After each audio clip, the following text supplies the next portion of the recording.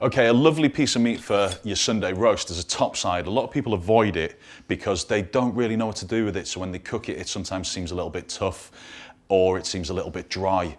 If you go to your local supermarket and you pick up a roasting joint, because they tend not to put a description of what it actually is, they put frying steak, braising steak and roasting joints on there, chances are it'll be a topside or a silver side. So what I'm going to do is I'm going to pass you over to Tom and he's going to explain to you what they've done to this piece of meat before we stick it in the oven, because topside doesn't really have a lot of fat on it. So these guys have to work with it a little bit. So Tom, tell me what we did with this. So this topside here is off the hindquarter of beef, and because it's such a lean cut of beef, we put a bit of fat on there, a layer of fat on there, which will keep the moisture in the meat. So you take a piece of beef fat from another part of the animal and then tie it onto there? Cut it down and then bash it out, so you've got a nice even bit of fat layering the topside, and that'll keep all the juices and everything inside. And that'll melt away, won't it? It'll melt through the meat and keep the moisture in there. Yeah, You're not going to be left with that big lump of fat on the top. And then you got all the strings in there. So once it's cooked, you just take away the strings, and then you can easy to carve. I mean, this has been hung for 21 days at least, so it's draining away all the blood, and that will keep it tender. Perfect. So for me, I like my beef rare, so you can use a variety of ways of checking it. You can buy these little digital probes in all the cook shops and stuff now or off the internet. You can use one of these probes that you stick in it and stick it in the oven, and it'll tell you everything from rare through to well done. All you have to do is watch it go around. It's kind of spring loaded. It works on the heat, so you can stick one of those in if you're not too sure. If you've got a posh all singing all dancing oven, some of them have a probe in and you can program it and do all the other shiny bits. But what we're going to do is we're going to use this spring loaded one. So into an oven tray. Nice and simply. Little bit of oil. Yeah. Very, very simple this. We're not messing around with it too much. I know you've got that little bit of fat on the top there, but this oil's going to act as a little bit of a glue. So if I rub that on there. So when you say a bit of a glue, it's going to hold the salt and pepper on for us. Right. So we're just going to give it a little bit of a massage. Show it a bit of love. Look like you're enjoying that. A little bit of love. Don't enjoy it too much though, okay? So if you can just put a little bit of salt and pepper on there, so I don't muck up the grinders.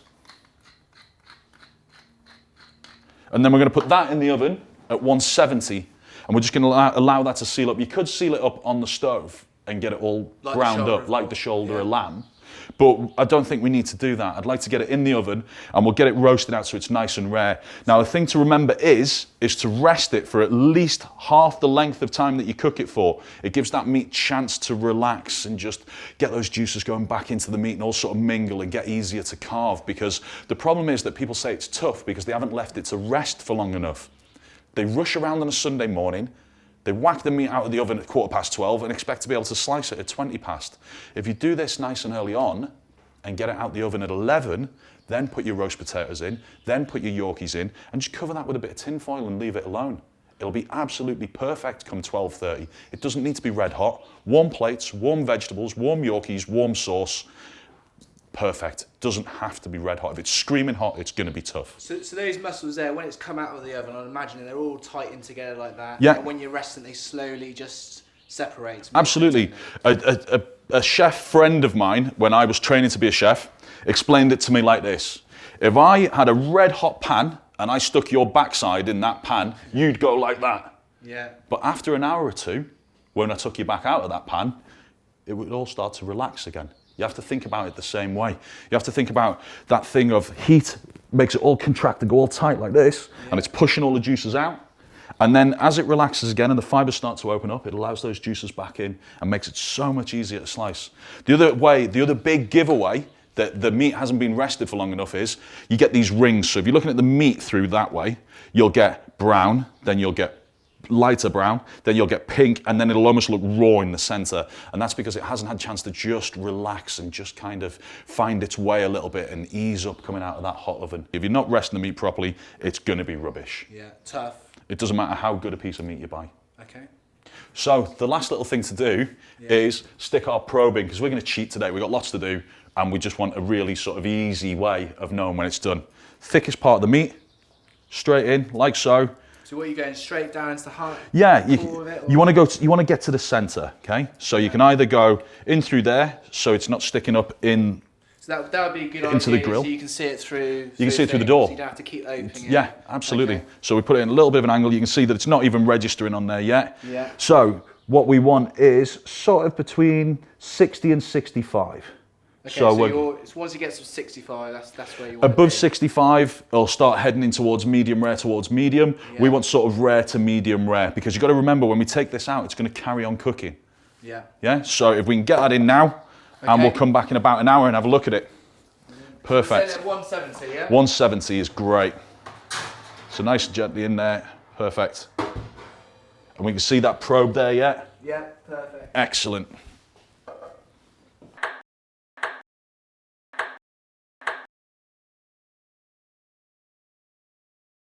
Right, so that beef's been in for about an hour and 20 minutes. I reckon it's probably worth having a little check. Okay. We want 65 to 70 degrees on the probe. Okay. If it's there, let's have it out and we'll get it resting up.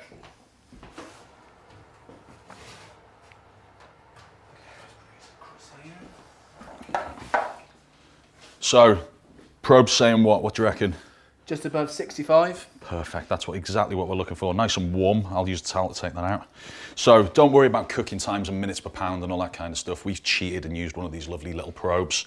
All we've got to do now is leave it to relax for half an hour or 3/4 of an hour. We're just going to wrap a little bit of tin foil around it and just let all those juices start to come back together. Tom's grabbing the tin foil right now. We're going to come back and show you how to carve it. So don't go anywhere.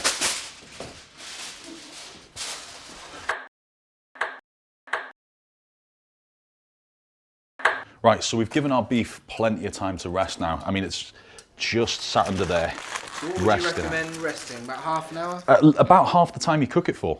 Right, okay. You know, if you look at that, you can see the fat from the beef's actually gone hard. Yeah. So it is actually cold. The tray's cold enough to pick the meat up still quite easily.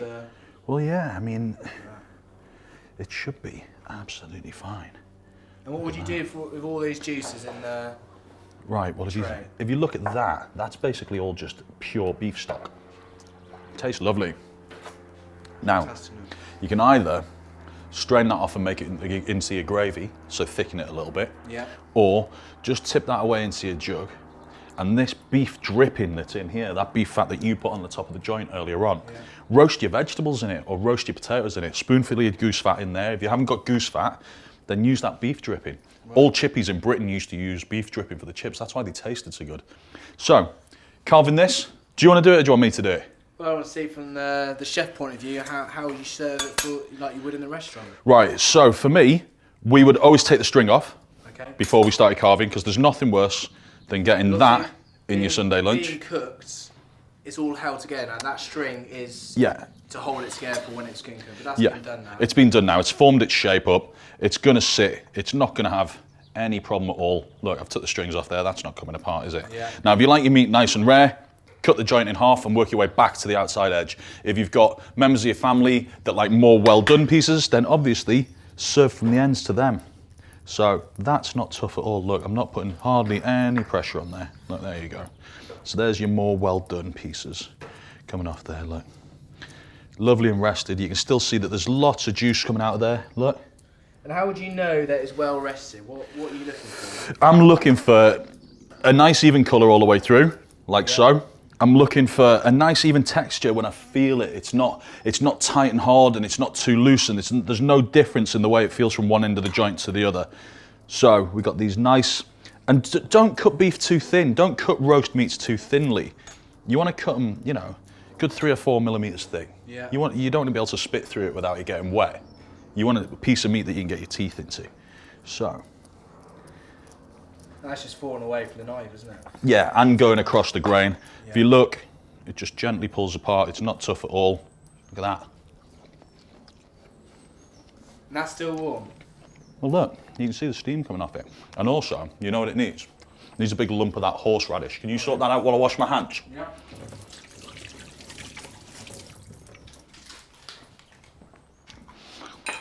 Bit of Mrs. Darlington. Fantastic horseradish. Is it hot, this horseradish? Because I don't like sweet horseradish. I want hot horseradish. If it makes my eyes sweat, then it's hot enough. Let's have a little go at this. Let me just get that cloth out of the way. There you go. And I'll carry on slicing through here. So, I mean, you can see it's not dry. It's not a dry, tough piece of meat. You can see all that juice on there. All right, it is cooked through. But for me, is that spot on? How would you like it? I'd like it a little bit more rare than this, but I understand that, you know, people are concerned about what they perceive to be blood in meat and this, that, and that it's raw and all that kind of stuff. So in the restaurant, we tend to cook 2 joints. Oh, okay. And we stage them. We put them in at slightly different times as well, so that they're not just sat there for the whole of service on a Sunday. So you want one coming out as one's going in. So we've got our lovely top side there, and I'm going to nick a bit of that fat because that's where the flavour is. I think it needs a little bit of salt and a little bit of this lovely horseradish. Look at that. All you need now, some Yorkies and roast potatoes there. Spot on. Happy with make that. your eyes water then. That's good, isn't it? It's good stuff. Really good. Perfect. Sunday roast. Happy days.